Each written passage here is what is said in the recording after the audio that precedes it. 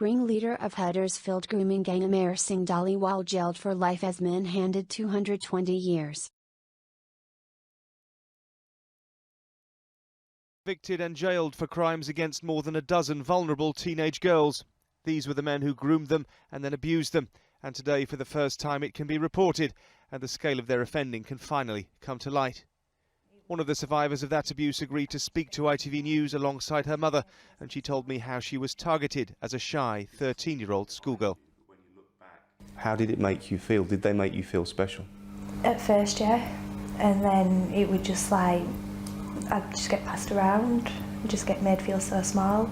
What are your thoughts about the men who could do that to a 13-year-old girl? The vile. I don't know, I can't really describe them any other way.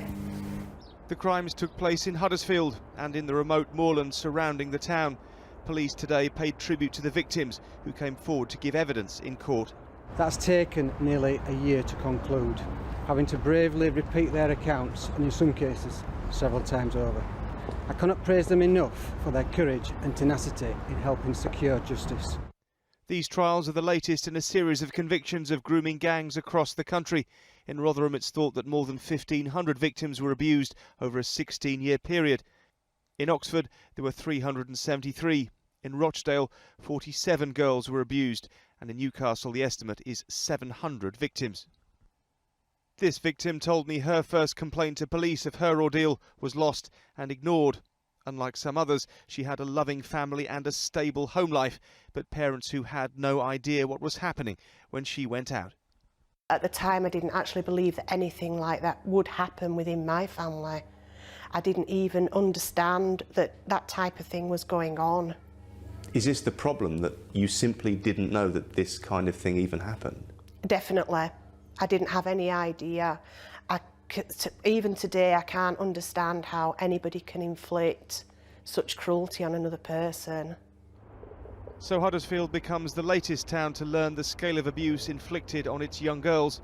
And from one mother whose love has helped rebuild her family, a warning to those who think it couldn't happen to them. It can happen to anybody. It's not, it doesn't matter what type of life you have. It doesn't matter if you're parents, if you're in a single parent family, or it can happen to absolutely anybody.